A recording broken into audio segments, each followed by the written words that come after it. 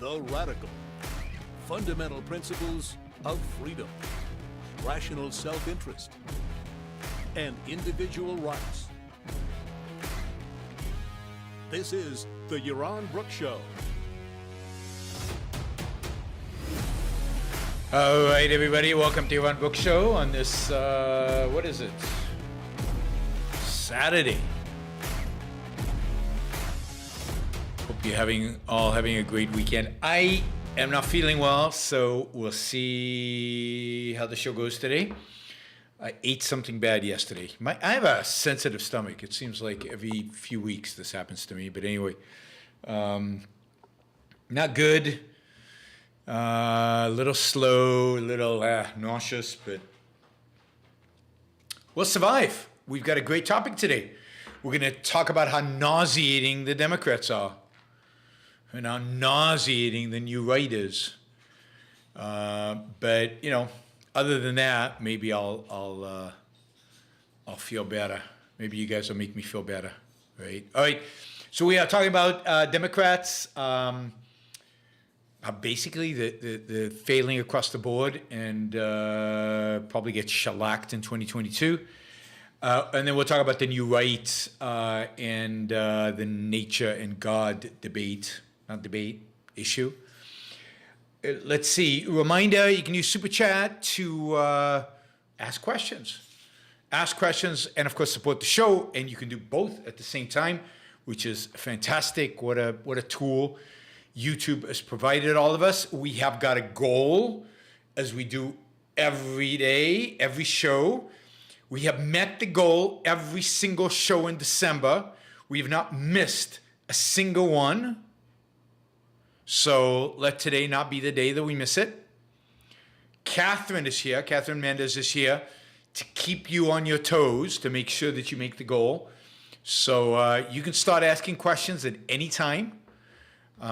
We've got a lot of money to raise, $600. It's not a lot of money, but a lot of money within a short period of time. So think of questions, ask them. The more dollars you put on it, the quicker we get to our goal. The more dollars you put on it, the more likely I am to answer your questions. We're going to try to make it through the whole of December with every show reaching 600. And then we won't do a big marathon at the end of the year to try to raise money. We'll just do it every show at a time, unless somebody comes up with a matching. All right. So before we get started, we're also going to talk about vaccines, my favorite topic and the one that generates the most number of unsubscribers of any shows that I do. The ones on vaccines clearly upset some of you the most, and I lose the most subscribers. But I am a glutton for punishment, so I am going to talk about vaccines again. All right, we'll do it quick though. All right, reminders, Super Chat, yes. Don't forget to like the show before you leave. Don't forget, real value is for me and for the show and to sustain the show long term and to get us more marketing and to do more stuff is monthly contributions, monthly support. We're going to revamp some of the perks. We're going to revamp the dollar amounts. But looking for new monthly supporters, looking for some of you who can afford it and who see the value in it to up your contributions. Really need to grow monthly support by about 50% between now and the end of 2022.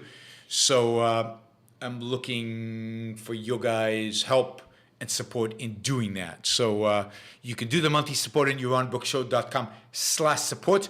You can do it on Patreon. You can do it on Subscribestar. You can do it on Locals. Any one of those will work.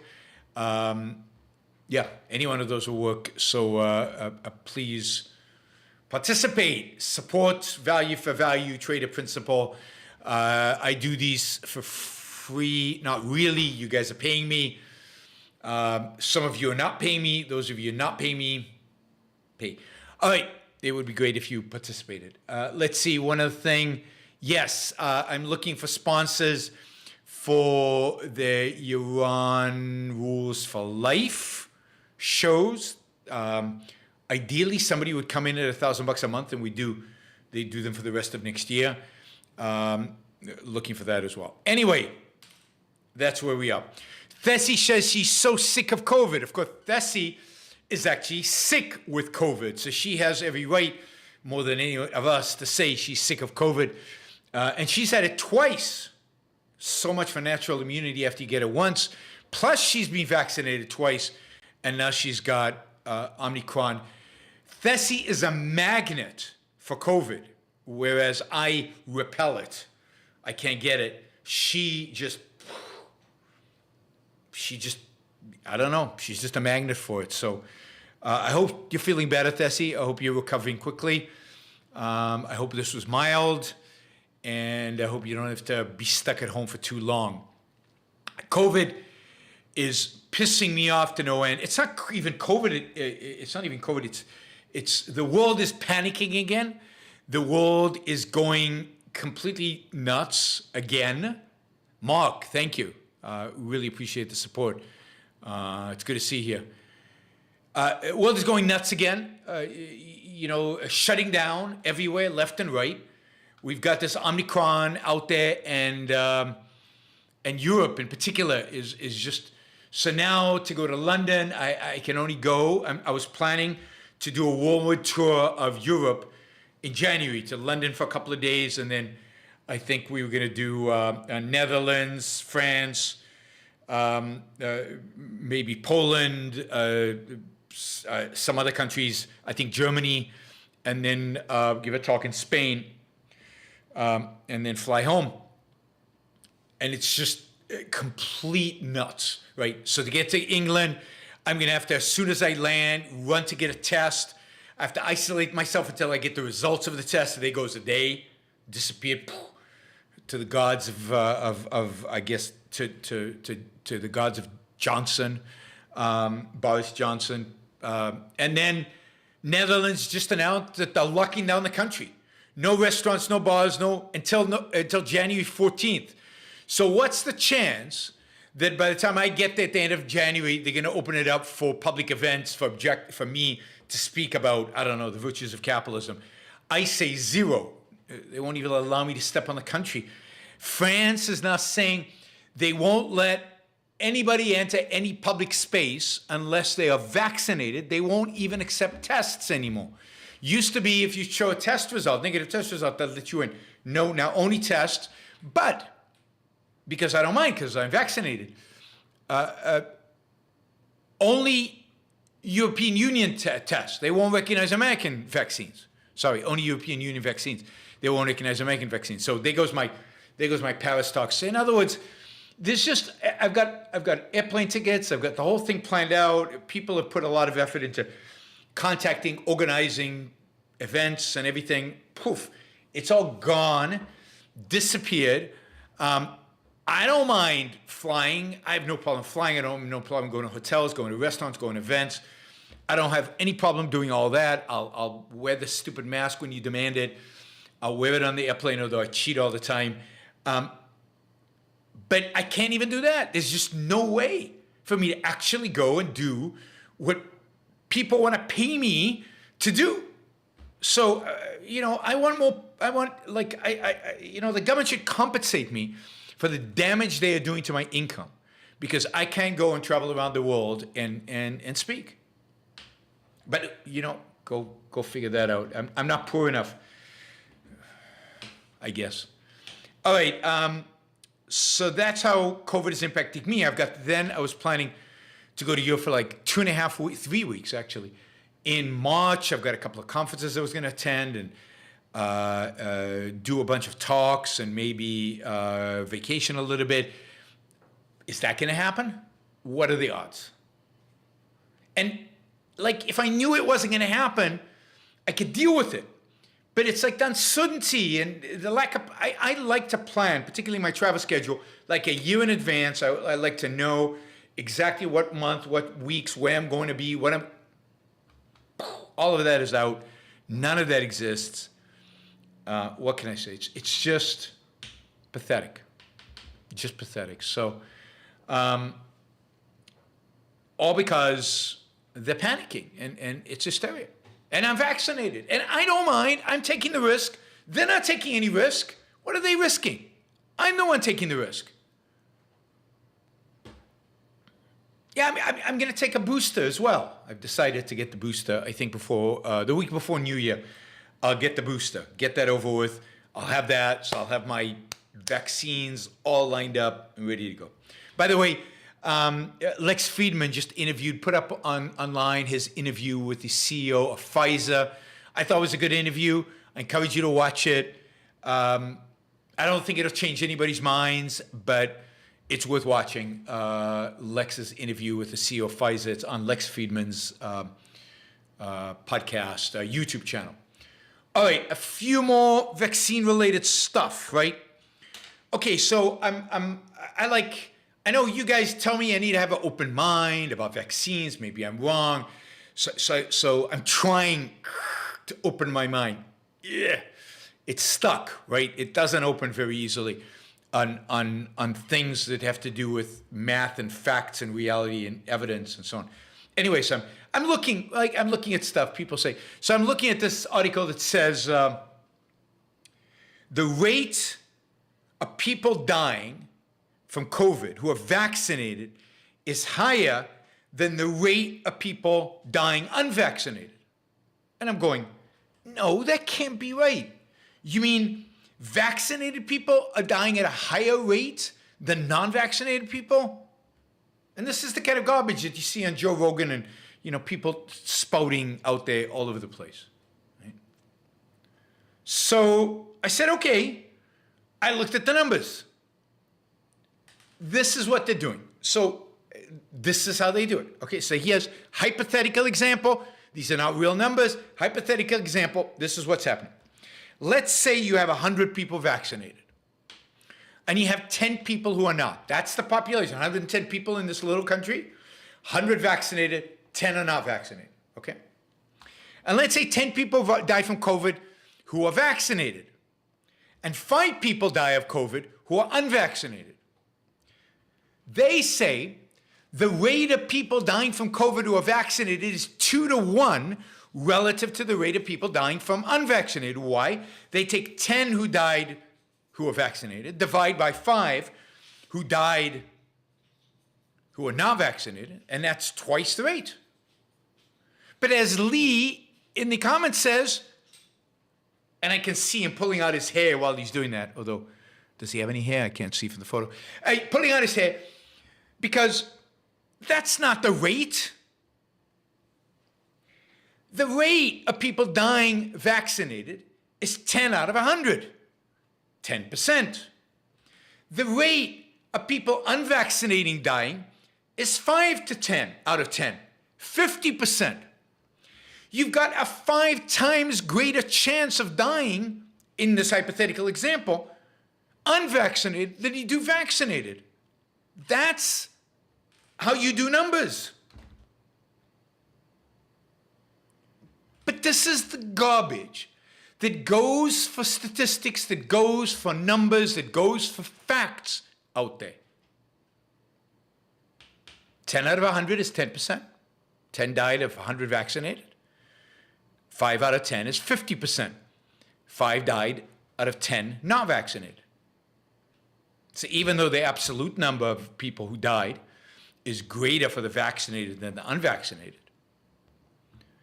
5 times more people on a rate basis died unvaccinated. Unvaccinated is 5 times deadlier than vaccinated. I don't know what to say anymore. That is not difficult math. That is not probability theory.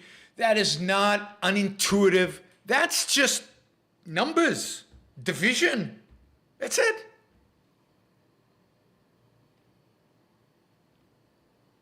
So let's look at some real world numbers quickly.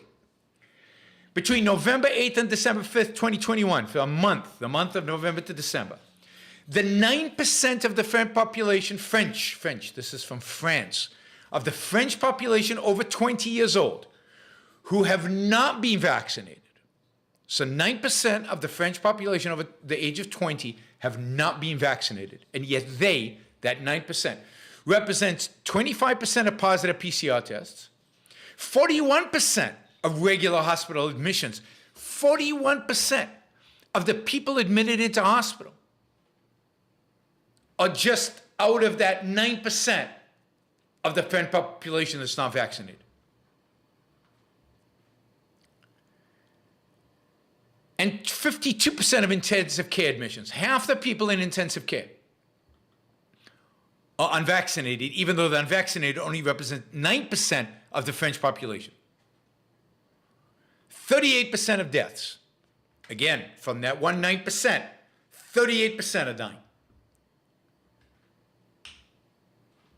Well, you say that's France. You can't trust France. Numbers in France, that's crazy. So here's numbers from Texas. We trust Texas. If Texas says these are the numbers, guys. From January 15th to October 1, 2021, unvaccinated people were 40 times more likely to experience COVID-19 associated death than fully vaccinated people. Go tell me vaccines don't work. You guys are nuts. Anyway, I dove into the numbers again today to make sure that maybe my open mind, my closed mind needed to be opened, and maybe there was some advantage to opening up the minds a little bit. And they slammed shut. I was right all along. Vaccines are an amazing, amazing, amazing product. Amazing innovation. They're saving the lives of hundreds of thousands, if not millions of people. And the numbers are as clear as day. You don't need to have any kind of sophistication. You need to be sophisticated to distort these numbers. You need to be sophisticated to find ways to nullify them. All right, enough vaccines. I'm fed up with them. All right, two quick sad things about COVID, all right? This is from YouTube. YouTube now has, as you know, the COVID-19 medical misinformation policy. And this is to secure our safety. The safety of our creators, viewers, and partners is high priority. We look to each of you to help us protect this unique and vibrant community. It's important you understand our community guidelines. So here are the community guidelines. Community guidelines dealing with COVID. And here, I kind of wish I wasn't pro-vaccines, because it would be more fun if I could piss off the people at YouTube to get, I don't know, to get something happen. It's too bad, anyway. So here it is. YouTube doesn't allow content about COVID-19. This is from YouTube's website, whatever. YouTube doesn't allow content about COVID-19 that poses a serious risk of egregious harm. Okay, that sounds good. Don't advertise things that could cause people real harm. Then, YouTube doesn't allow content that spreads medical misinformation. What is medical misinformation? Does not allow content that spreads medical information that contradicts the local health authorities or the World Health Organization. Wait a minute. By what standard is the World Health Organization or the local health authorities the latest word on health? Have we now centralized health? Centralized all information about anything? Now, I know there are a lot of quacks out there. I've called them out. I know, I don't think ivermectin works. I've called that out. But I don't want YouTube or anybody else, although it's within their right, I must add, to tell me that, ooh, Yaron, you believe in something, you hold something that your local health authorities don't agree with. God, how do we get to a place? I can understand if YouTube hired a bunch of doctors. Fine. They have to have some standard. But to use as a standard local health authorities or the World Health Organization that we know messed up early on COVID, that we know is being too kind to the Chinese, that we know is partially responsible for all these panicked responses. Hire your own committee of doctors. I don't mind. Even if they at the end agree with the World Health Organization, I don't mind. But just to take the authorities by their word, just because they were the authorities right now. I mean, I agree with taking experts. Get experts. Hire some experts. YouTube, Google, spend some money. Hire some experts. Anyway, allow me to be outraged a little bit. All right, one more outrage. Canada. Canadians, they're supposed to be really nice people. The Public Health Agency of Canada is requiring access to cell phone operator location data that is secure, right? So that they can get it in a timely manner, so that they can vet for security, legal, privacy, and transparency considerations to assist in the response to the COVID-19 pandemic and for other, quote, public health applications. In other words, the Canadian government, the Public Health Agency in Canada, is demanding access to your cell phone records, in other words. Secure cell phone records.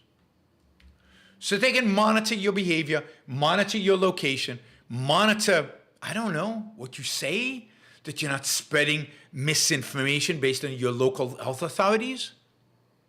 This is the government now wants cell phone data, location data on you. All in the name of COVID. Statism has no bounds. Statists have no shame. They will use any crisis. Pandemic is a great crisis for them. War is a great crisis. Global climate change will be the next one. To infringe on your rights, to lock you down, to follow you, to observe you, to track you, to put apps on your phone, to verify your location, to prevent you from saying the things that they don't want you to say, and on and on and on and on and on. Statists grab power at every opportunity. And of course, crises are the greatest opportunity possible.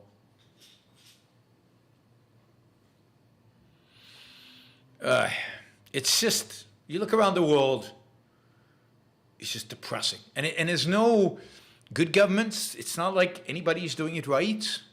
Maybe Taiwan. I don't know. I don't even think Taiwan's doing it right. Nobody seems to be doing it right.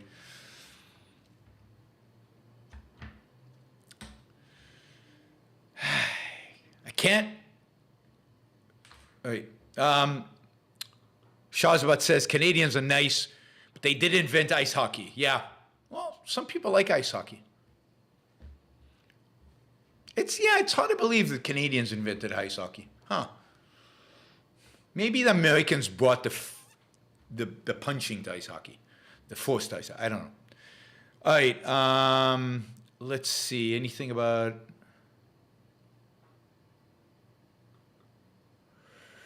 Ali says, Big Brother deciding which case harm, which doesn't. Pretty typical for lefty YouTube. I mean, I think YouTube should decide. I just wish they would decide based on criteria that they adopted, not the criteria that the government provides. Ali says, I never thought that I'd be more free in my third world home country more than being in the U.S. Maybe now I understand what freedom means, real freedom means. Yeah, I mean, Ali, I don't know where you are, but you're still free in the U.S. Pretty free here in spite of all our bitching and complaining. Life's pretty good in America, in spite of all this. All right, we're going to jump into the Democrats and Biden. Just give you a quick update on Super Chat, 123 out of 600. Long way to go. Not a lot of questions today. Kind of quiet on the question front. So we'll see, right? We'll see how you guys do. All right, $20 questions. Lots of them. That'll be good. All right. So, Biden. God, what do we do with this Biden guy? Right?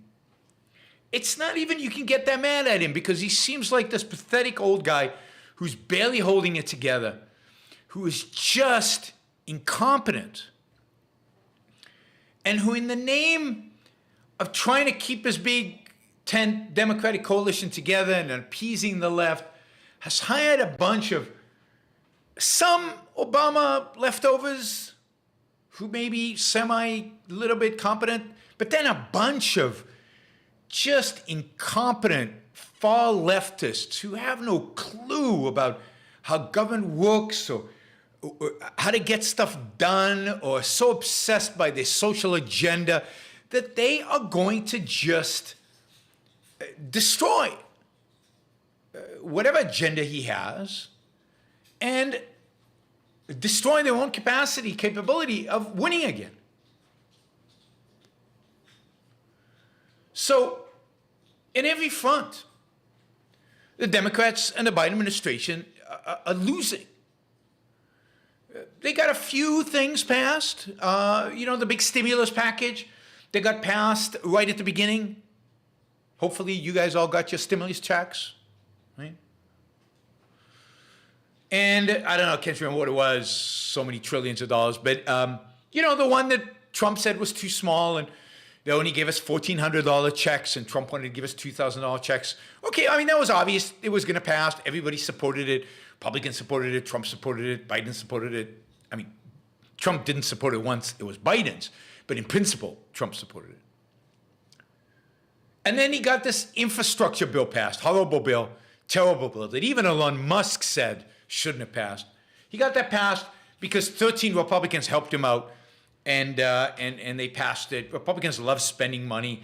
It's popular with their constituency. But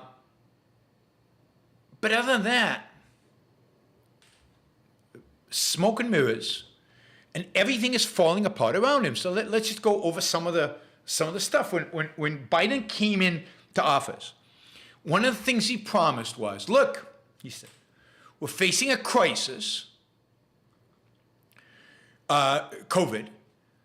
We've had a child in the White House for 4 years, so obviously he couldn't cope. I agreed with that.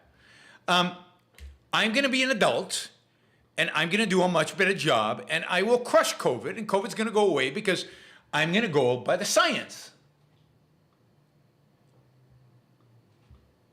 Well, I mean, he lied.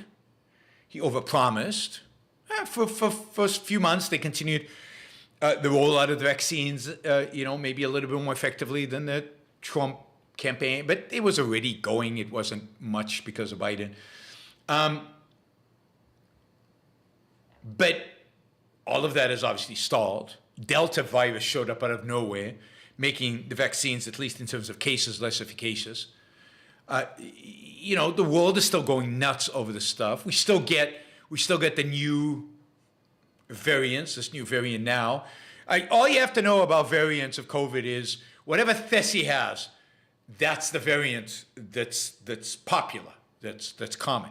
Thessie, we're going to call her the COVID magnet. Hopefully she's not offended.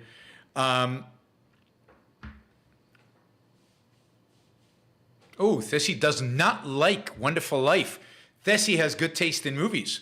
I don't like It's a Wonderful Life either. But she does like Harry Potter. I like Harry Potter too. All right, Thessie and I have a common view of some movies. That's good. Oh, which reminds me, I saw on Facebook, why do I ever go on Facebook? I don't know. But I saw on Facebook somebody was critical of Bridge on the River Kwai. I need to remember to comment on that. Maybe later today, maybe on a future show, we'll see. So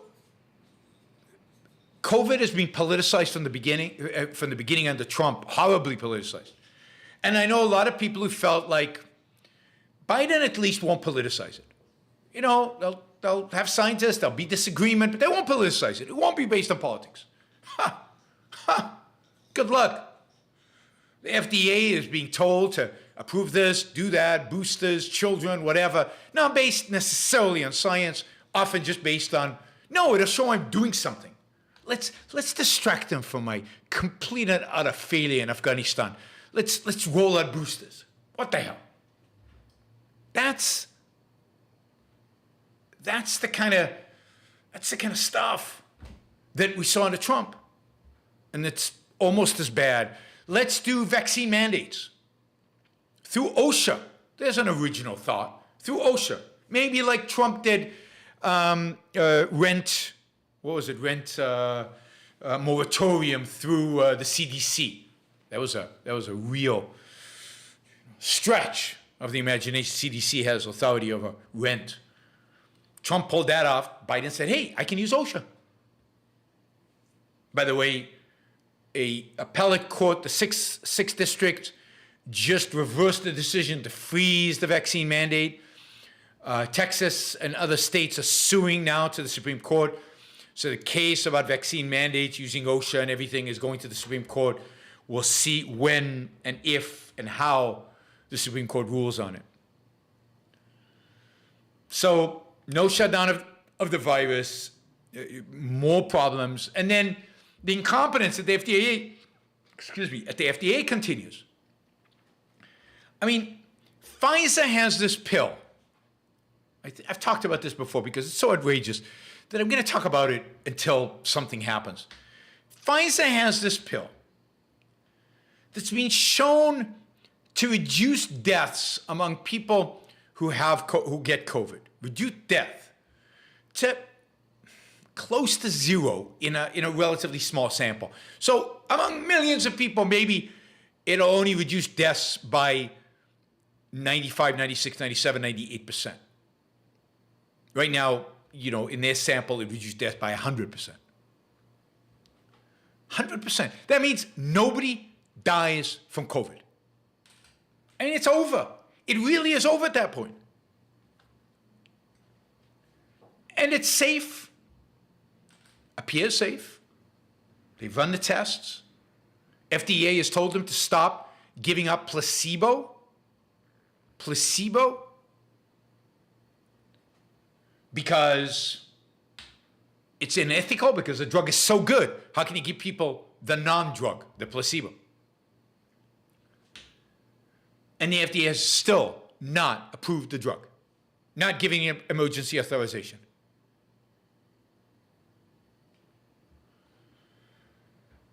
Tests. I've been complaining about tests for 22 months since February when we talked about tests, certainly since March of 2020. Tests should be ubiquitous. They should be everywhere. You should have them stacked in your home. They should be cheap. They should be easy to use. They should be everywhere. No, still hard to get tests. Still difficult, particularly in the United States. You can get them much easier in Europe. Why can Europe get them easier than the US? What the hell? So Biden's failed. You have to give him what do we give him? Well, let's score him here. What do we give Biden on COVID? I give him a D. A D. He basically got it with the vaccines on a platter. All he had to do was focus on testing at that point. All he had to do was not have vaccine mandates. All he had to do was tell the FDA to get their act together. C minus, D plus maybe, somewhere in that range. All right. Now, granted, Biden got, the post-COVID economy. An economy was going to grow super big. Why? Because we know government stimulates, the economy grows. Never worked in history. But coming out of a crisis, the economy grows, and the economy was going to grow, and we stimulated it, and it should be amazing. Amazing. Best economy ever. Well, that was Trump. But second best economy ever. Right? Couldn't be better than Trump's. So, strong second quarter, unemployment really low. But then, it turns out, like always turns out, when people claim that the economy grows because of government policies and government stimulation, the economy slowed. Slowed. So it's still growing, but it's growing a lot slower than it was. And critically, amazingly, inflation is out of control. Suddenly, we've got high inflation. Inflation that we haven't seen in America since the early 1980s. It's transitory, Biden said. It doesn't exist. It's like Trump in February of 2020 saying, the virus, it'll go away. Cases, they'll go away. It's going to just disappear, like a miracle. It's just going to disappear, he said in a live interview. I can't remember when, June or July of last year. What do we suddenly see? Well, inflation might not just go away. There might not be a miracle. It might not be transitory. Maybe all that money, all that helicopter money that was sent into people's bank accounts, maybe that money will actually cause prices to rise. Maybe the fact that we constrained supply chains by deciding that a lot of people's jobs were not essential and then they didn't have to produce.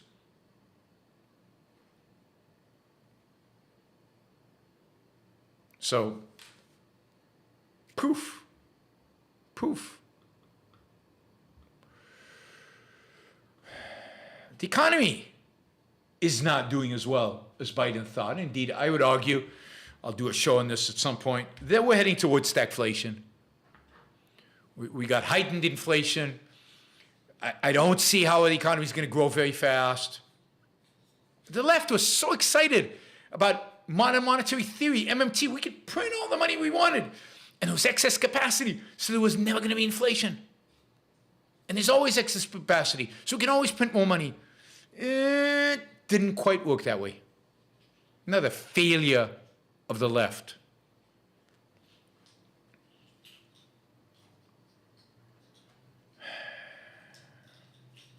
Interest rates are heading back up. Maybe, we'll see. If there's inflation, they certainly are. The Fed now, you saw the stock market take a dive the end of last week because the Fed now is going to fight inflation. But the market's afraid that in fighting inflation, what's the Fed going to do?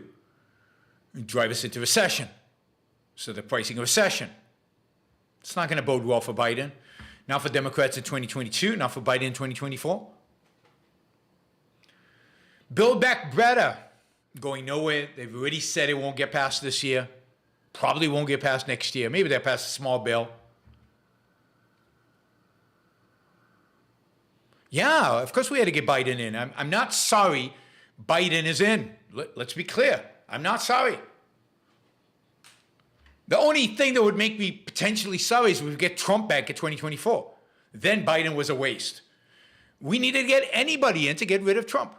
Trump is the greater threat, in my view. No question. This is all incompetence. This is not a threat to the very nature of America. And as you can see, it's failing. And popularity, Biden's popularity has collapsed. There's only one president less popular than Biden. Trump. But he didn't lose the election, even though he was very unpopular, because no way he could have lost it. He has overpromised, underdelivered. His supporters plummeted. You remember Afghanistan, the disaster that what Afghanistan was? Right? Disaster.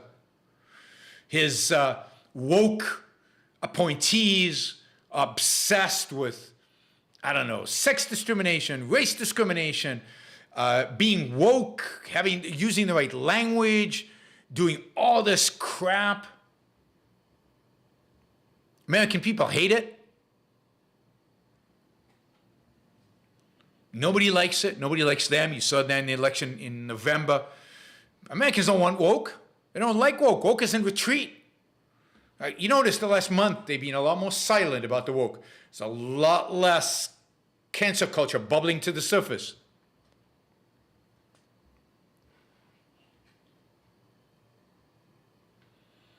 But this is good. It's good that the Democrats are here so we can see how incompetent and pathetic they are. Now the question is, will the Republicans grow up? Will they grow a pair? Will they have the balls and the guts to not nominate Trump, to nominate somebody worthwhile, and to beat the crap out of these guys? Don't know. We'll see.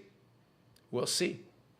My mission in life is going to be over the next 2 years to at least try to convince you guys that the Republicans should not nominate Trump. That's one of my missions. Sorry, you can hear a lot about how pathetic and incompetent and ridiculous Trump was and is.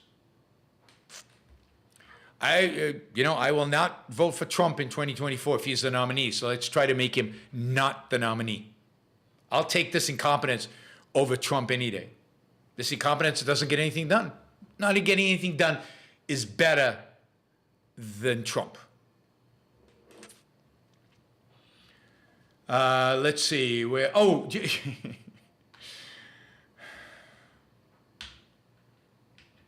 so what are they going to do?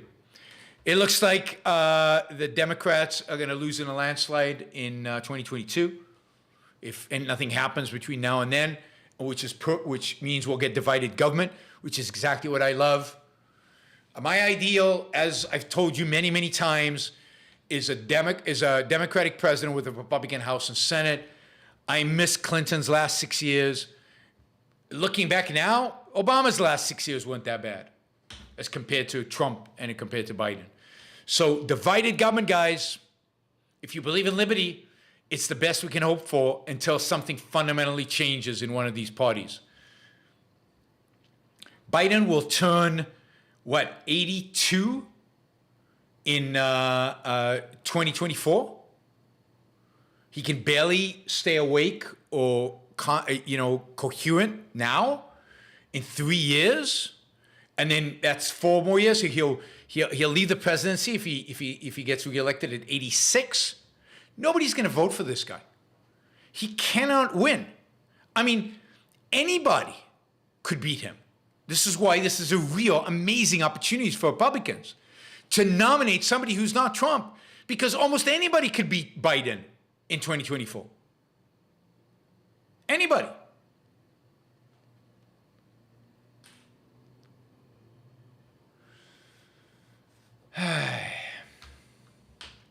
They're just incompetent. They're incompetent in Congress. There are two things are the problem. They're on one hand incompetent. That's the kind of the centrist agenda, supposedly. They can't get it done because they're too incompetent. On the other hand, they're too beholden to the far left. And the American people despise the far left. So they can't win on the far left.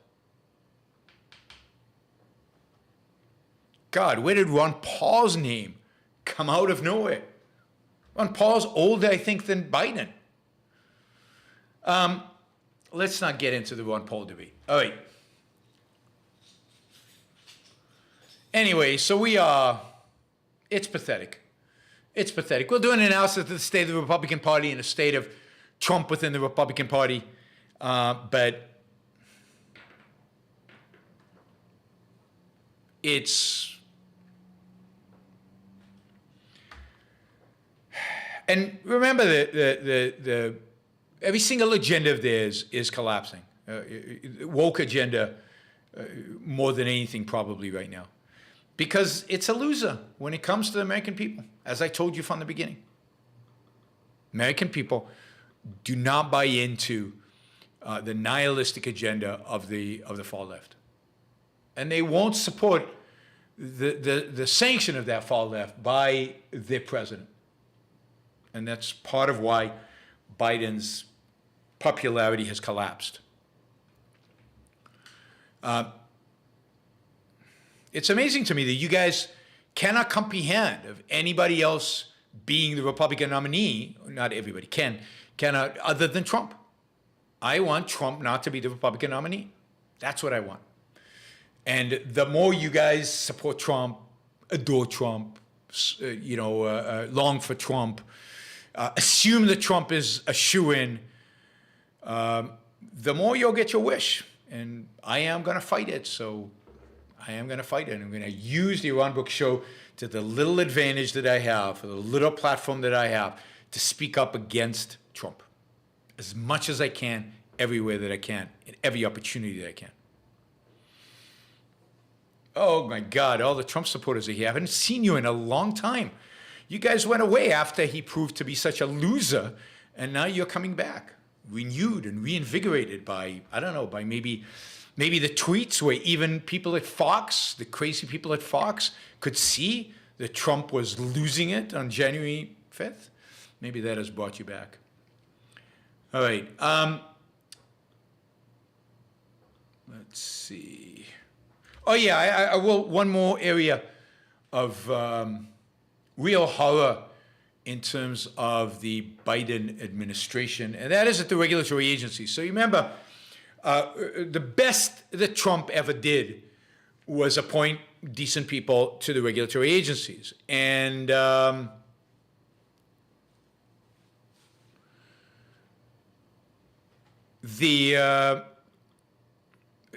that's where some of the better people were in the administration, and they did a lot of good things.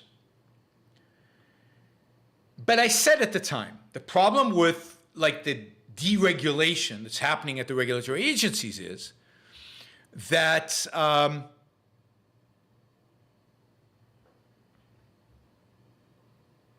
at the deregulatory agencies is that it's like this. As soon as a Democrat gets in power, they'll appoint different people to regulatory agencies and they'll undo everything you did.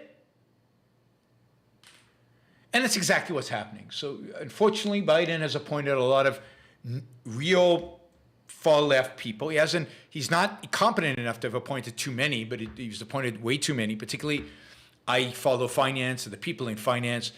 Luckily, the woman he was appointing for the control of the Office of the Control of the Currency, the OCC, has had to withdraw because she was so radically left, even the Democrats wouldn't vote for her. But now he wants to appoint this really bad guy as in charge of regulations at the Federal Reserve. Hopefully he goes down in flames. The other people at the FDIC are pretty bad, although there's still a Trump appointee there who's holding the line. And I'm sure at other agencies across the board, there's some really, really bad people. So, but even there, the same with Trump, right? They can't do that much damage because whatever they do could be reversed like that once the next president gets in place, right? By the way, did you see, just last thing on Trump, and then I'll look at some of these Super Chat questions. Did you guys see the little spat with Trump and Netanyahu? So Trump did this interview was published a few days ago. I don't know when the interview actually happened. In preparation for a book. He did this interview where he basically, just went after, in the nastiest terms, Netanyahu from Israel. Now, as you know, I'm not a big fan of Netanyahu, but he just went after him. Why? Because they were best friends. They were cool. Trump was the best president for Israel ever, supposedly, and Netanyahu and he just got along. Why did he go after Netanyahu viciously? Because Netanyahu had the audacity to recognize Biden as president of the United States after the election. Trump claimed he was the first one to do it, which is complete BS, because I remember that Netanyahu waited as I was watching this. A bunch of other people did it before he did. A bunch of other foreign leaders did before he did. But yeah, of course he recognized him. Biden won the election. Why wouldn't he?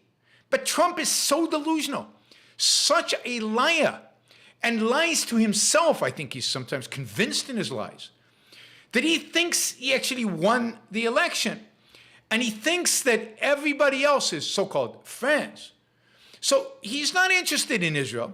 He doesn't give one iota about the well-being of the Israeli state.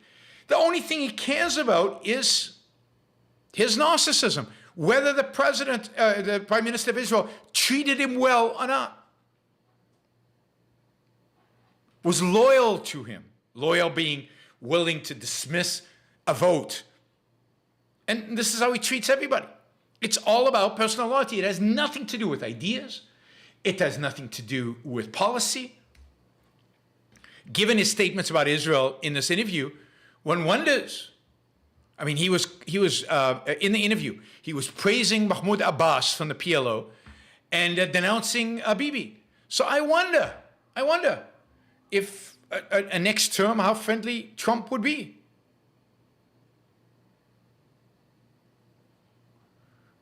He is such a narcissist, and the fact that anybody likes him or supports him gives me the just weirdest feeling, right? He's a creep, worst kind of creep. And for a personality like that, a weird creep like that, a childish narcissist like that, to be president of the greatest country in human history is just disgusting. It was disgusting the first time. It would be 10 times more disgusting the second time. All right, let's see. Scott, well, let me see if there are any $20 questions. Where are the $20 questions, guys? Gail. Some people I know are worried about electromagnetic pulse attacking the United States. Is that even oh, it's not on topic. Is that even plausible, even in light of Americans' weak foreign policy? Yeah, it is possible. It would be devastating. Basically, what this is a bomb that is set off in before it hits the ground. So it's set off in the air.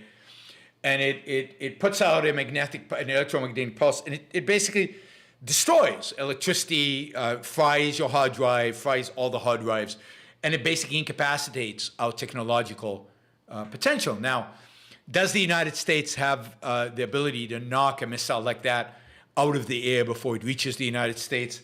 I hope so. I hope so. I think it does. Israel seems to have one. I hope the U.S.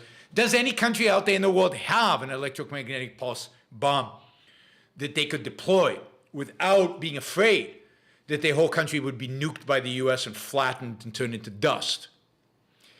I just don't worry about these things, I have to admit, because I don't think any country like China and Russia are suicidal enough to launch a frontal attack on the United States with a bomb like that, because they would be eviscerated. Before the bomb ever was set off in the United States, our nukes would be in the air. Don't forget, too, that our submarines are out there in the ocean. They're not dependent on electricity in the U.S. So any country like that would be eviscerated. So no, I don't worry about that.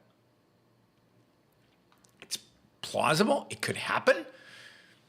But it's not worth thinking about because the probability is so low. Capitalist Nick asks, would you take fresh-face Ron DeSantis or GOP runner-up Ted Cruz over Donald Trump? I know you disdain all three, but are they less of two evils? Can you rank your preference? Why? Yeah, I mean, I would rank DeSantis, Cruz, Trump. I would take either one of them over Trump, but Cruz is just such a scumbag. Cruz can't win the Republican nomination, so Cruz just forget it. He doesn't have a chance. The only people who have a chance, maybe, Ron DeSantis. I mean, I would go for Nikki Haley. I would go for Ben Sass, but Ben Sass doesn't have a chance. There are a lot of Republicans I would go for. I'd go for pretty much any Republican out there other than Donald Trump. I think any of them would be better than Trump, except, the only exception to that I would make would be Josh Hawley. Josh Hawley would be worse than Trump because much more intellectual than Trump. But pretty much Ted Cruz is a nothing who sways with the wind. Ron DeSantis is, I don't know. He's bad, but I don't think he's as bad as Trump. He strikes me as at least less of a child and less of a narcissist. But I don't want any of these guys. I want somebody better. I think the Republicans have better people than DeSantis, Cruz, or Trump. That's the bottom of the barrel. You could throw Haley, what's his name, Josh Hawley in there as well. I want the Nikki Haleys of the world winning. What do you think are some of the deeper causes for the panic over COVID? Good question. Good question. Probably do a show just on that. I think it has to do with the fact that we have lost touch with risk. So life has become simple and easy, relatively speaking, for most people in the lower middle class and up in the Western world. Life is pretty straightforward. We get a little sick, we get this. Things are pretty smooth. If you have a job, if you have health insurance, things are pretty smooth. No big deal, right?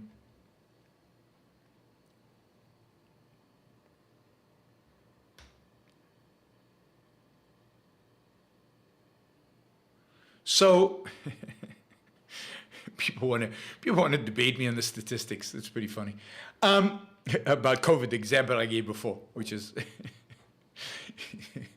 go take a stat class, guys. Go take a math class. Addition and subtraction would be good. Sorry. So I think people are risk averse, particularly the young, it turns out. They've been coddled. They've been spoiled. This is the consequence of helicopter parents. They want and believe in a risk-free society, a world where there's no risk.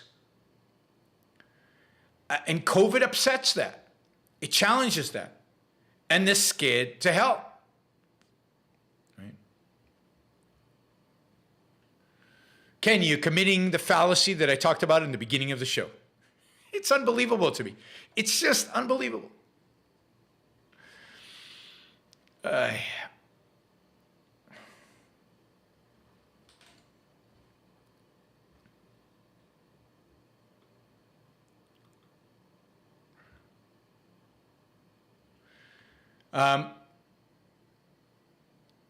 So I think it's the coddling. It's the same of the snowflake phenomena, but this is on a civilization scale. People are just, we've separated ourselves from any kind of existential risk that people don't know how to handle it. And then the welfare state and the mixed economy, and this is global, right? The welfare state and the mixed economy have basically replaced our own cognition in terms of making risk assessments for us. So we've accepted that they regulate our cars. We've accepted that they regulate our planes. We've accepted that they regulate our seatbelts. We've accepted that they make decisions for us, helmets when we ride a bicycle. We've accepted that they are going to run our lives for us in every dimension.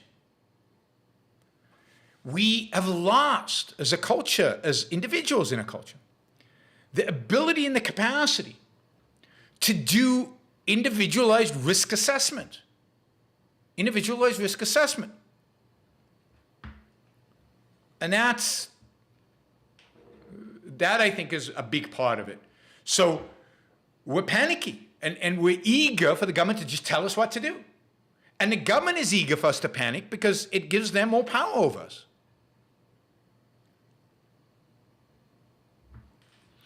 Yes, you can send me money over PayPal and ask a question. I just let me know you're doing it so I can open up my PayPal page so I can see it. But somebody asked in a thing. So yes, if Super Chat for whatever reason is not working for you, then you can use PayPal to ask the question. Which reminds me, we are way, way, way behind where we should be. We're an hour into the show. We're a third of the way there. We're just over $200. We don't have any of the 50. We got one $50 contribution. We're looking for the $50 questions, but no more questions under $20. So make the question $20 or more if you want to ask questions, and ask questions. Challenge me. Instead of challenging me in the chat, challenge me in the super chat. Tuning in from Montgomery County, North Carolina, who your favorite Republican nominee, both realistic and unrealistic? I don't know. Somebody mentioned Crenshaw. Crenshaw's pretty good.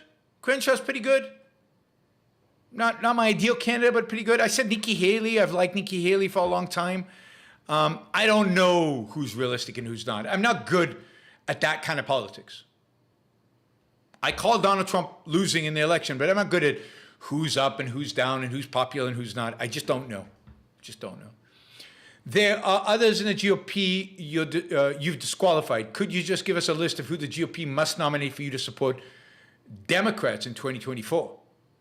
Right now, the only person who they could nominate, which would cause me to support a Democrat, would be Trump. But there are a lot of people I don't like. But right now, that could change between now and 2024. Right now, Trump is the only one who by no means can I support in any kind of way.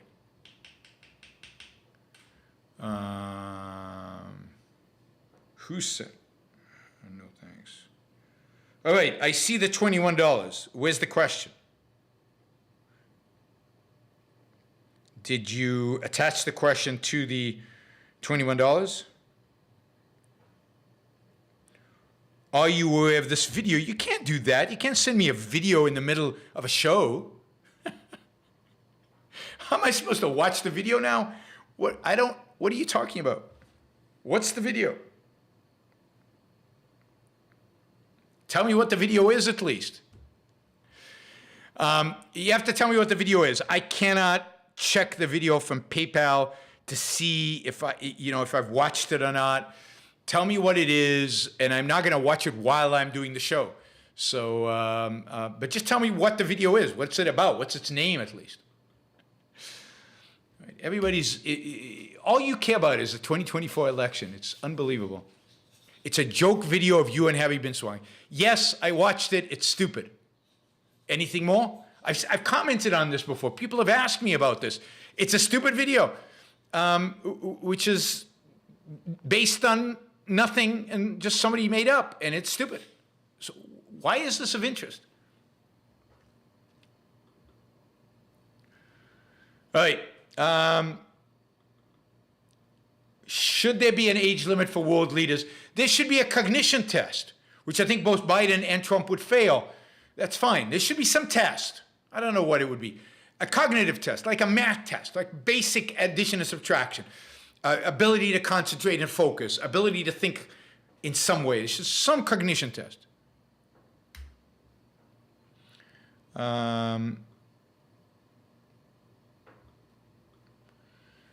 What are some examples of facts you would need to see in order to reevaluate your assessment that the left is less threat than the right? I'd have to see the left's agenda not just have support among the elites, but actually start gaining support among the people, the people out there outside of San Francisco and New York, elites. I'd have to see parents demanding at school board meetings that CRT be taught. I'd have to see some of this language not just affect the people there and not just the kind of the corporate elite, but the common people, the majority of this country. I'd like to see these kind of things really start influencing. I'd like to see Americans, what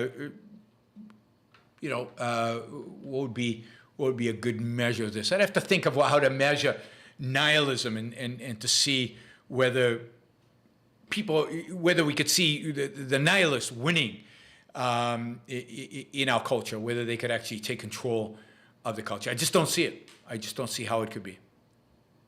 All right. So, yeah, I'd want to see, socialism, not, the socialism really have traction, not just in college students, but among working class people, for example, where socialism was supposed to be successful, is among, again, take away the few elites out there. I'd have to see that to think that socialism and nihilism and a far left agenda has a hope to garner the supports of the U.S., which is a good transition to where I think we are heading. So there is a new Substack. I like Substacks. I've often recommended Substacks. I'm not recommending this one, although it's a good one if you want to follow what's going on among the intellectuals of what I'll call the new right, or what they call the new right. The Substack is called it's just called Post-Liberal Order.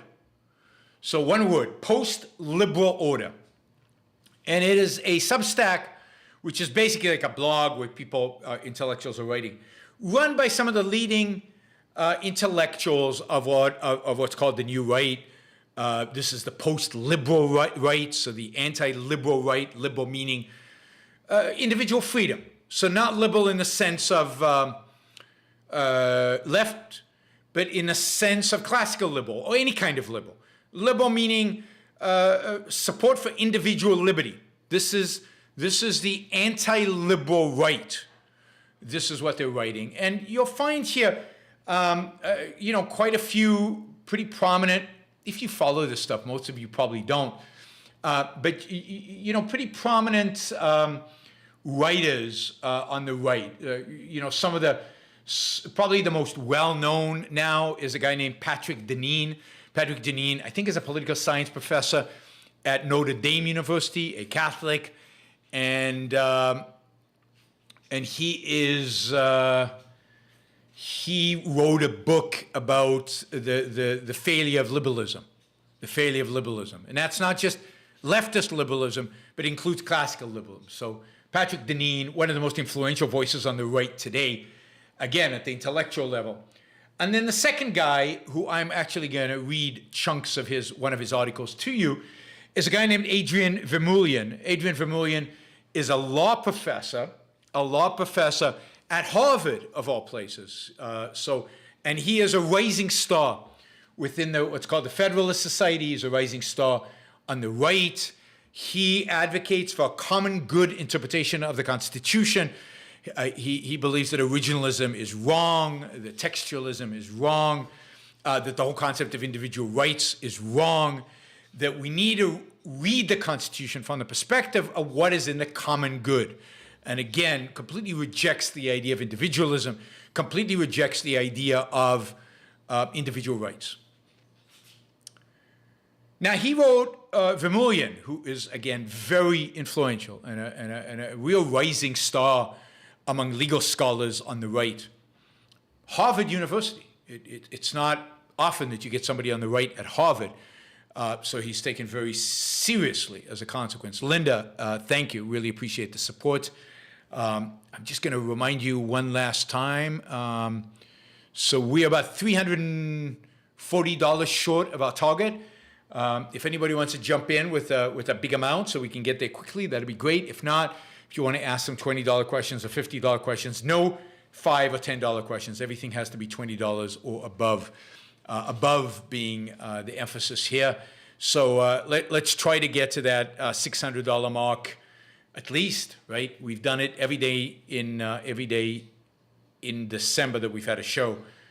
We should be able to do it today. There's quite a bit of people viewing live today. It's quite good. So we're at 277, so we need $323 to make it. So we haven't even reached halfway. But somebody can give a large contribution. We can get there quickly. All right. So the name of this article that he wrote is The Party of Nature. The Party of Nature. And really what these post-liberal order people are advocating for is to go beyond the Democratic Party, who they reject, of course, completely, but go beyond the Republican Party and either capture the Republican Party and make it better, or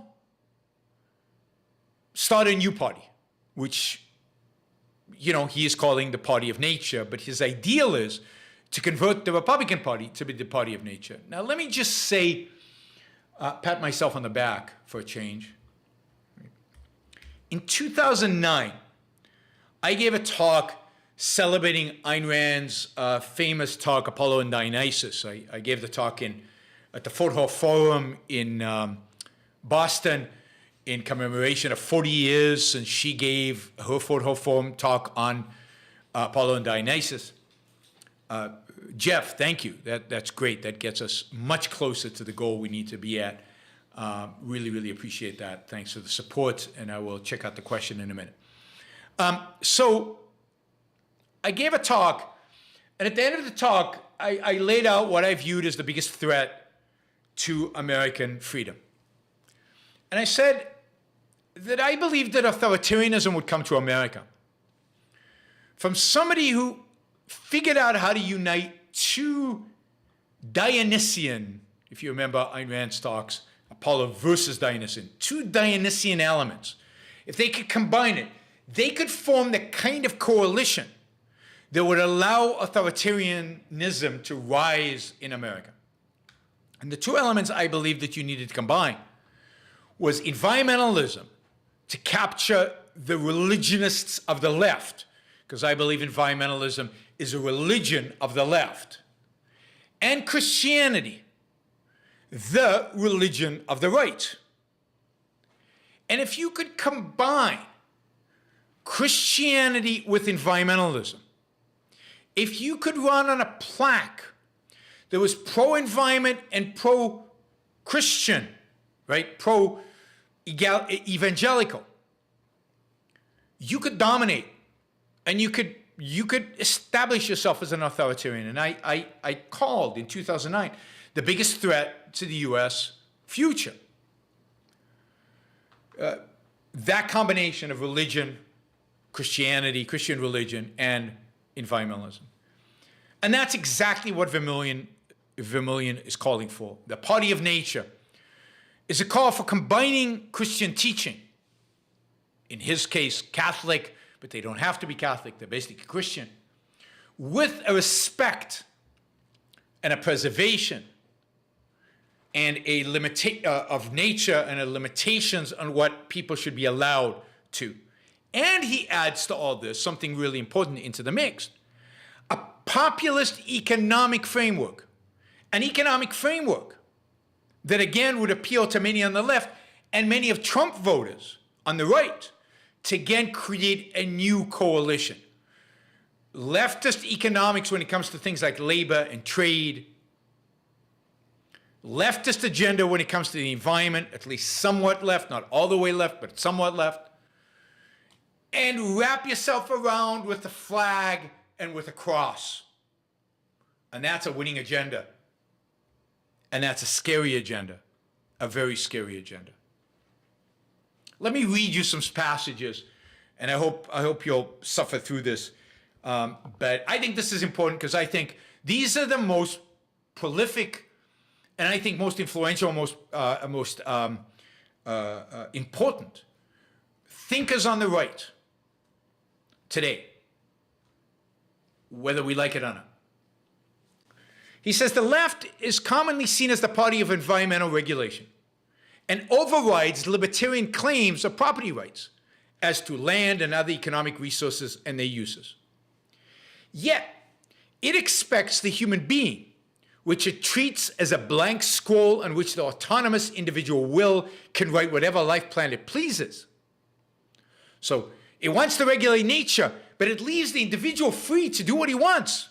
God forbid. It sees the human body itself as a plastic mold to be formed through surgical modification into whatever shape or age or gender the body Gnostic inhabitant fancies. The anthropological equivalent of corporate strip mining that ruins the natural landscape in the name of economic utility. I guess Vermilion, if he had his way, would ban plastic surgery. So God forbid we allow human beings to change themselves. But we don't allow, this is the left, don't allow them to change nature. He says the left is less radically libertarian with respect to the relationship between nature and the human person, but technocratic and statist with respect to a broad range of what are commonly seen as environmental issues. Now he goes to conventional right. He says the conventional right is also inconsistent, just about different things.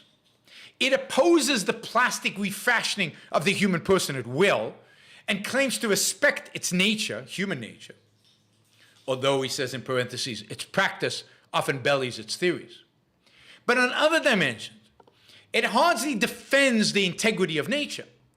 Gripped by classical liberalism, the real enemy, and dominated by corporate lobbyists, it's for the most part reflexively opposes public action that protects endangered species, controls pollution and toxic substances, or mitigates the pace and effect of climate change.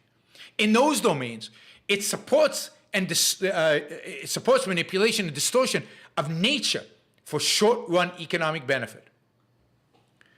The party of nature, in contrast, to both left and right, believes that plants, animals, the human body, the landscape, even the climate, all have a real and objective inner integrity, unchosen by man. Of course not, it's chosen by God. That man is obligated to respect, tend, and if necessary, repair.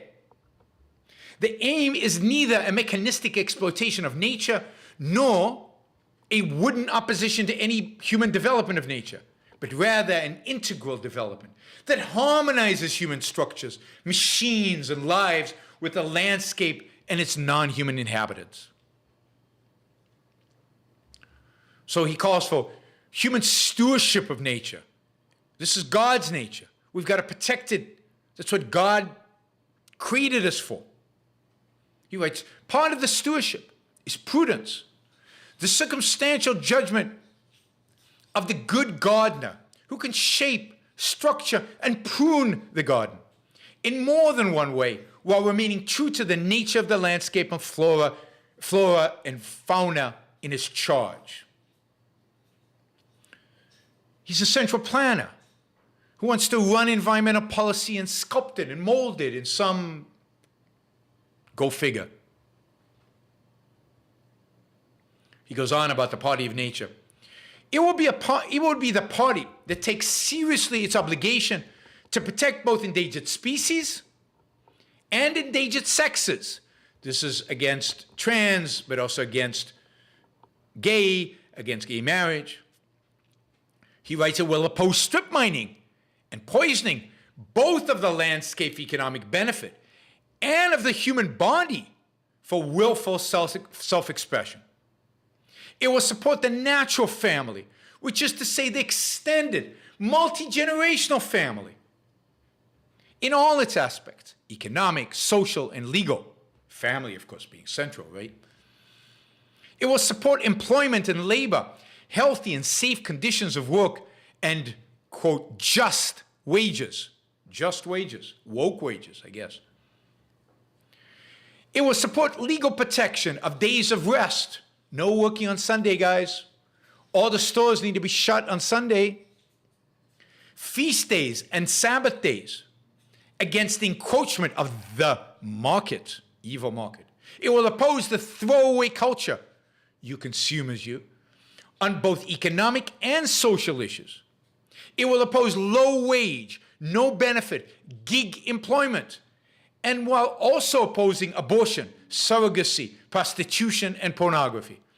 In all these cases, because it opposes treating human beings as disposable, commodified object, as mere factors of production.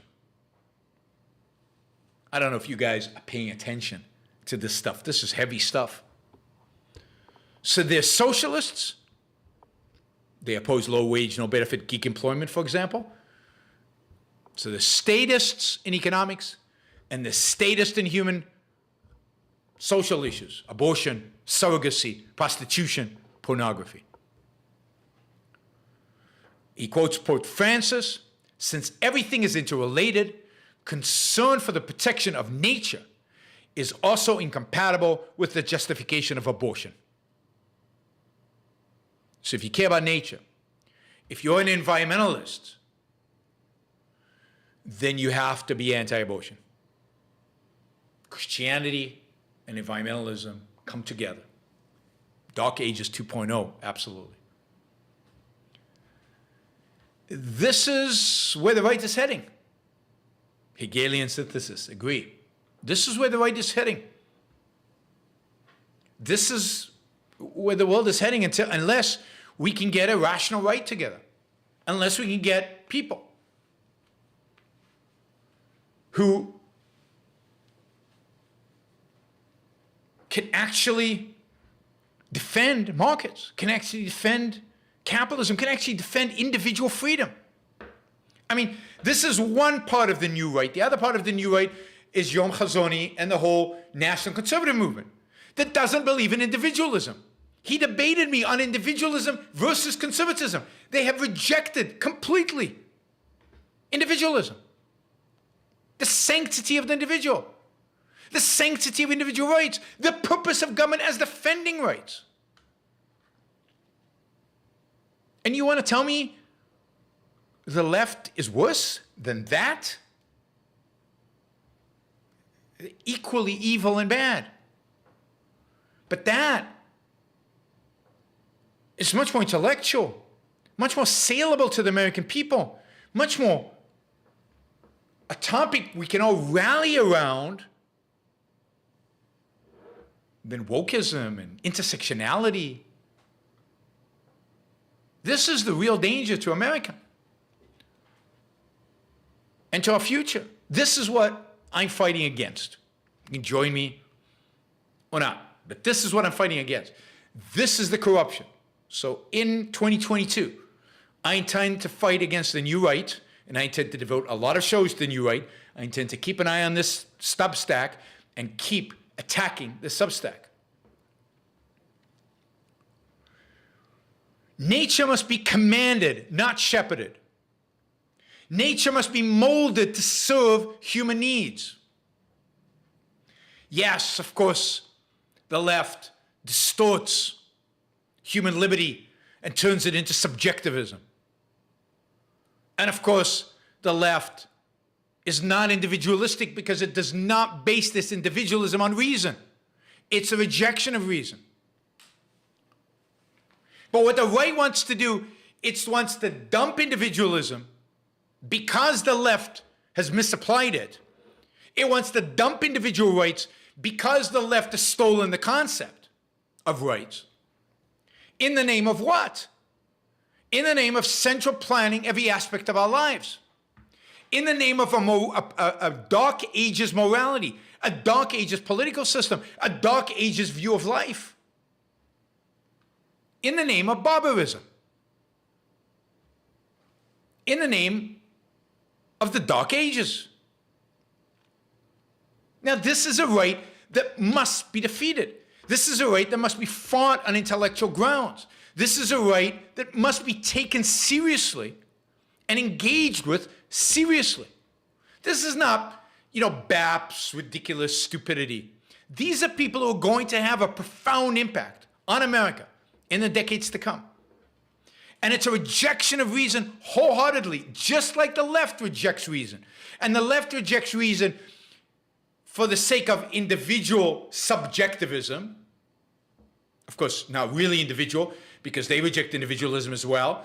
The subjectivism at the end is that the priests of wokeism decide what the subjective feeling we should all have.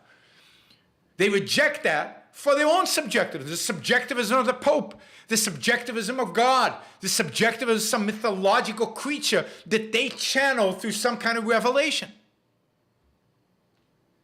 So we have a subjectivist left and a subjectivist right. The only difference is the subjectivist right has a long history behind it, and it has a principle by which they integrate around, whereas the subjectivist left is completely disintegrated. It is, in Leonard Peikoff's terms, a D2, in dim terms, not Leonard Peikoff's terms, in dim's terms, complete D2s. And this right, the right I'm just talking about, is M2. This is the kind of integration that will lead us towards authoritarianism. Of course, all religion is subjectivism. Given that there's no God, the only way you know what God wants, thinks, feels is by your own emotion.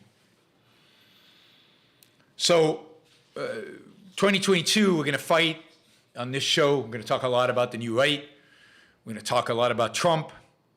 And we're going to talk a lot about the left and its disastrous policies for the United States.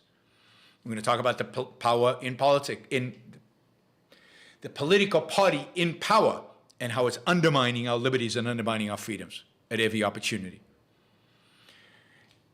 And we're going to talk about a lot of positive stuff. So I intend to do a lot more Yaron's Rules for Life. I'm going to talk a lot more about the objectivist political theory, a lot more about what an objectivist world would look like. So we want what capitalism is, how it works, what are the good stuff, technological innovation, technological progress. So we will talk about a lot of the positives as a counter to all of these horrific negatives. All right, we're going to go over some of your Super Chat questions. We are now only, $40 short? $43.70 short. So if anybody wants to step in with $50 and we're done, or 2 or 3 questions at $20 each and we're done, questions would be good. But I'm going to go through these questions, and if that's it, then We'll call it a night, but it would be nice to get to that $600 goal. Jeff, thank you. That's incredibly generous. I really appreciate it. 21-12-21 is here. Yes, it is. All right. I have assumed control. My choice to use drugs and alcohol led to an abyss. 30 years later, I could not look in a mirror. Ayn Rand is a continuous mirror for me every time I open one of her books. It takes effort, but getting easier to look at the man in the glass. Wow. I'm glad you found Ayn Rand. Ayn Rand is the mirror, not the mirror that shows you what you are, but shows you what you can be. And she challenges all of us to be the best that we can be, not to succumb to our emotions, to our whims, to momentary pleasure, but to really think about our well-being over a lifetime and living the best life that we can live in this one life that we have.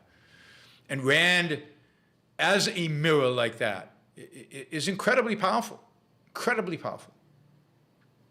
And scary for a lot of people. Todd, thank you. And I appreciate you being on earlier today, and thank you for that, for the support. Really appreciate it. All right, we're at 600, guys. We've made it again. So, Jeff, I really appreciate that. Keep working on living up to what is possible. What is possible of you as a human being. What Ayn Rand shows you is possible. Capitalist Nick. Why did AOI stop sponsoring a series of headline debates with Harry Bensway and John Ridpath versus a prominent socialist of the time? Only a few were done. Feedback today, they were very popular and are considered classics. Oh, they're very popular among objectivists. I don't know if they're very popular out there. I think the two things, well, I don't know is really the answer because I wasn't around back then. But I suspect that it was an issue of you do it a few times, but then it's, they're very expensive. They're very hard to organize. It's hard to find opponents to do them. You can do them a few times, in this case, 2, 3, 4 times, and then the opponents are not there. Also, in those days, there was no internet. So a few hundred people showed up to see it, and then it was over. And the effort, the money, the time spent on it, was it worth it? Whereas today, at least, it's on video, it can go up, and it gets massive distribution. So there's a huge benefit today. And of course, those old debates, because they were videotaped, can now have a real life online, and thousands of people can watch them. So in some respect, those debates are as relevant today as they were back then. And hopefully people are watching them today. And I know many of you are. So that is good. I remember we did a series of debates at the Institute. Again, maybe 08, 9, 10, something around there, about 10 years ago. And it was, we did it in New York at NYU. We rented a massive auditorium. We got a guy from NPR to moderate those. Maybe some of you were even at those debates. And I did one debate, John Allison did one debate, Harry Bensway did one debate, and we got an opponent, well-known, like Ezra Klein, who's today very famous, was pretty famous back then, was one of the people debating. And they were good. They were very good. We got large audiences, but they were super expensive. And you couldn't really live stream in those days. They did go online, and they do exist online. And I still do a ton of debates. I wish other people would as well. But again, they're very difficult to coordinate. They're very difficult to put together. They're very make sure that they get taped well, and you have to perform well the debates. But I've done a lot of debates. I've done dozens and dozens and dozens of debates over the years. Now I know I'm no Harry Bensway or Leonard Peikoff, but this is who you got. Cook, missed shots in an NBA basketball game is good for the economy because it creates jobs for the players who specialize in rebounding. I call this the bounce off the window fallacy. Okay, good one, Cook. Now, can we extrapolate that to other examples that are not NBA related? That's the challenge. Apply this more broadly. All right, Michael asks, can you outwork talent? Does hustle beat talent every time? Not every time. Sometimes.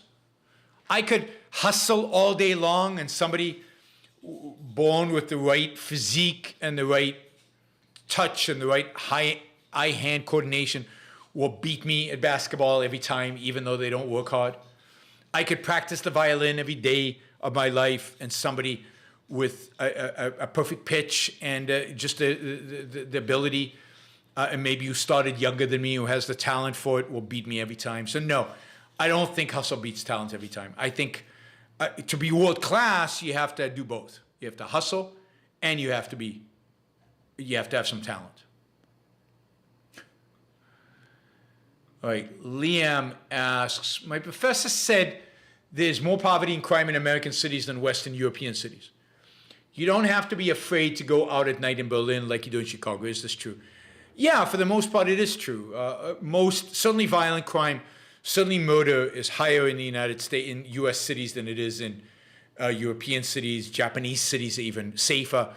Japanese cities, crime that's not kind of gang-related is almost zero. Gang-related is always among the gangs. It doesn't really affect the rest of the population. There's very little property crime, but that's true in Western Europe as well. I mean, most European countries are incredibly safe. There's certain crimes that in certain years on an uptick, there might be more sexual crimes in parts of Europe than there are in the United States. Certain periods, like when there was a lot of Muslim immigration, and because the legal system was not used to prosecute them, certainly not effectively, but wasn't even used, they were given a large amount of latitude in the name of multiculturalism. There were probably more sexual crimes in certain European cities than in American cities. But generally, America is more violent than Europe is. It's partially because of culture. It's a lot of it's because of culture. It's also true, but it's not because of poverty. And there is more poverty in the United States than in Europe. Because in Europe, the average is pretty low, but they raise up the bottom. And here we don't raise up the bottom as much as they do in Europe. Partially Europeans devote more resources to it. Partially they're just better at it. We're the United States welfare system is very inefficient. Capitalist Nick, 20 Canadian dollars, but I'll count it.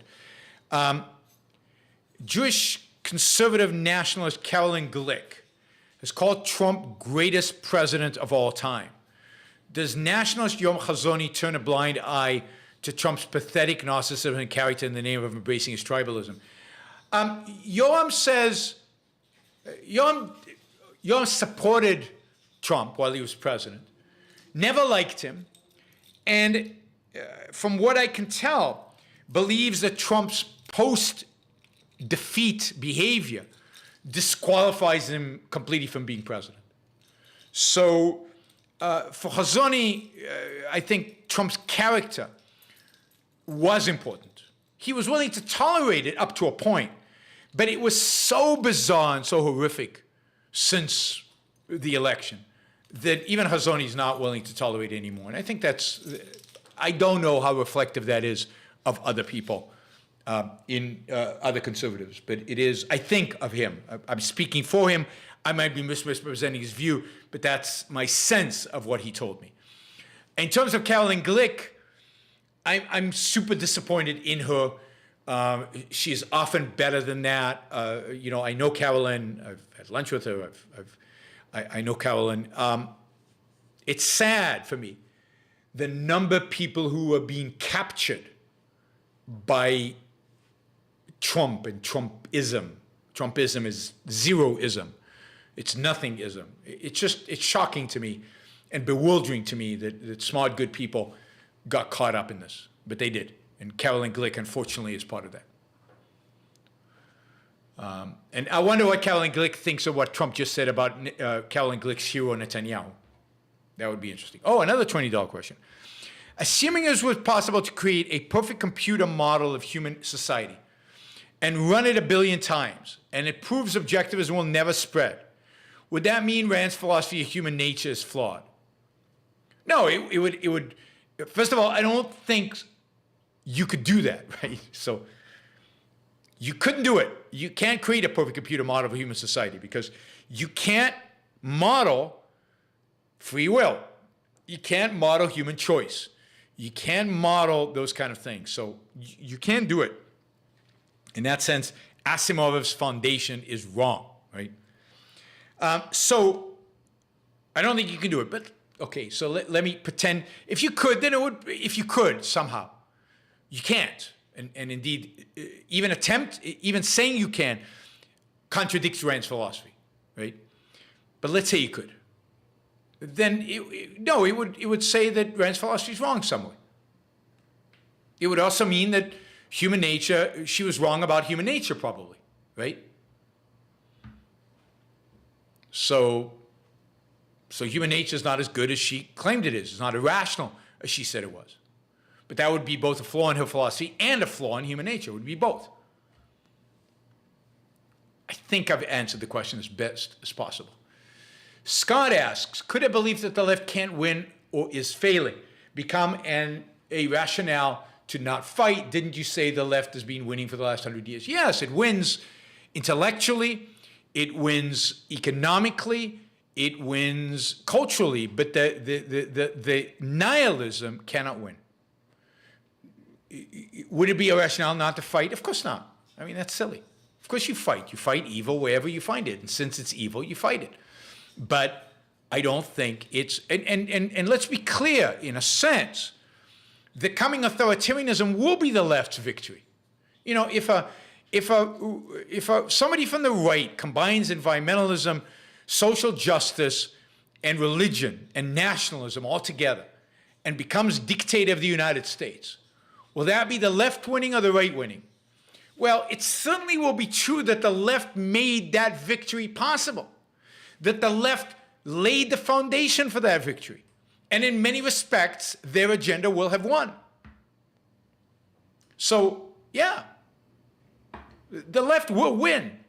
I just think the left will win through a candidate of the right. Lee says, yes.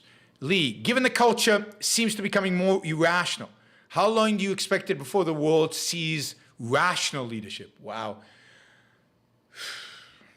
You know, it could have happened sooner, but I'd say 50 years. Now, that doesn't mean you won't get decent leadership before that, but to fully rational leadership, 50 years at a minimum. For what it's worth. I don't know how you put numbers to these things. For now, we're in a slope downwards. You could get somebody better in 2024, sorry, or 2028, who wins and you know, Ronald Reagan type. But then it's just delaying the end because they're not fundamentally rational, fundamentally revolutionary. We need a revolution because things are so irrational, so corrupt at this point. Frank says, It's a Wonderful Life is pro-Democrat. No, it's not. It's anti-business, anti-American, anti-individualism, pro-religion, pro-Democrat, pro-Republican. Republicans love It's a Wonderful Life. It says the Republicans help the rich and Democrats love the poor. I don't think that's what the movie says. But you think the real hero is Mr. Potter. I don't think there is a hero in It's a Wonderful Life. I think Mr. Potter is a bad guy. He doesn't he steal? So I don't like Mr. Potter. I think bankers are real heroes, not Mr. Potter. Mr. Potter's a bad guy. But the Jimmy Stewart character is also a bad guy in a different way. He doesn't steal, cheat, or lie. He just compromises and sacrifices his entire life. He adopts mediocrity. Yash, did I miss your $20 question? I'm looking for it. Yeah, I don't see it. Can you post it here just as a regular comment and I'll take it because I don't see it in my list of $20 questions. I am not a fan of It's a Wonderful Life. I could talk about it for Christmas if you want. It's a movie about sacrifice. It's a movie that celebrates altruism. It's a feel-good movie about altruism.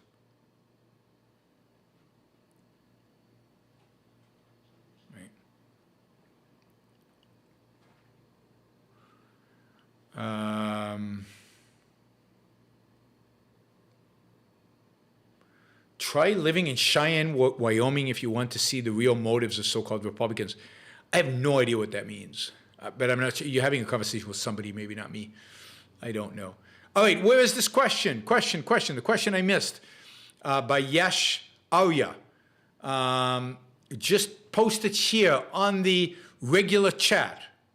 In the meantime, Peter asks, really appreciate your analysis of the political landscape. Are you excited about the potential of cryptocurrencies to make people independent from physical policy, or will government find a way to regulate it? I find it really impossible to think that people are going to be independent of physical policy. I'm excited about crypto. I'm excited about blockchain for a variety of reasons. But I also fear that we underestimate the potential of government to interfere. And we underestimate the potential and destroy crypto and everything. And also underestimate the potential for the fact that we live in a physical world and the government can regulate that and control that. And crypto doesn't provide us with security against the fact that we are a physical being in a physical world, something the government and guns can actually hurt. Okay, Yash asks, CDC classifies both people with 0 or 1 shot as partially vaccinated. From efficacy point of view, this is fine. From death point of view, isn't it better to have different buckets for both?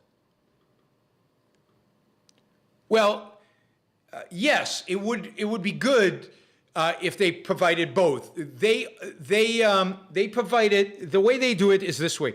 You're unvaccinated from their perspective, unless you've had 2 shots more than 2 weeks ago.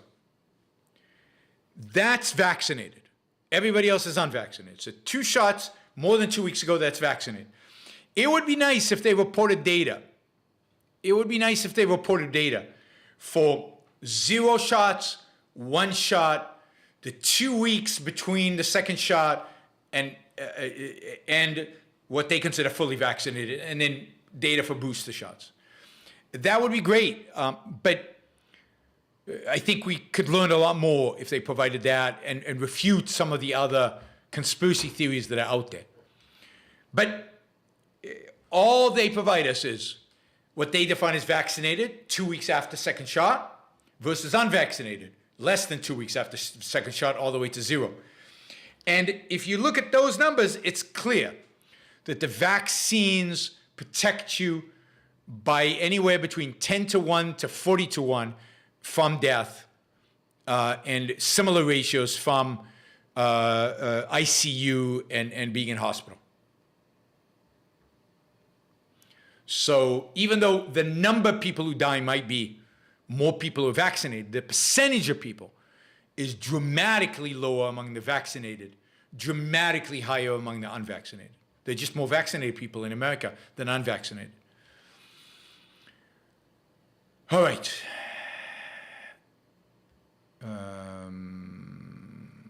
Yes, A Wonderful Life is a horrible movie. It's an anti-American movie. It's a well-made movie. It's a well-acted movie. It's a well-produced movie. But it's not. How many shows before Christmas now? So we've got a show on tomorrow. Oh, tomorrow we've got Nikos coming in to talk about tribalism. We've got a show tomorrow. We've got a show on Tuesday. We've got a show on Thursday. And then we'll do a show the day after Christmas. I think that's it. I don't know that I'll do a show on Christmas Day. Will you guys watch a show on Christmas Day? I don't know. I'm curious to see what you say in the chat.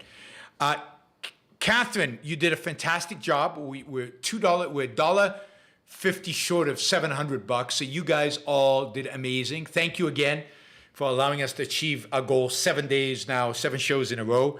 This is great. Not Nikos Chad. Nikos' family name cannot pronounce Greek. So we might have a show on Christmas Day. We'll see. But next show is tomorrow. Let me just see what time it is tomorrow, because it's an unusual time because Nikos is in London and he's going to be broadcasting from London. So tomorrow's show on tribalism will be at 2 p.m. my time, which is 1 p.m. Eastern time. 1 p.m. Eastern time tomorrow. Don't miss this. He's very entertaining, very charismatic, very funny. It'll be a fun show. I promise fun. Right? So tribalism tomorrow, 1 p.m. East Coast time. See you all then. Thanks everybody for supporting the show. Don't forget you can support the show monthly. Please do so if you don't now. Nikos Stropatopoulos. Something like that. We're over $700 now. Thank you. So I will see you all tomorrow. And then there'll be a show Tuesday, 8 p.m. Eastern time, and 7 p.m. Eastern time, and Thursday, 7 p.m. Eastern time. Those will be the 2 shows. And I know I need to do my movie reviews,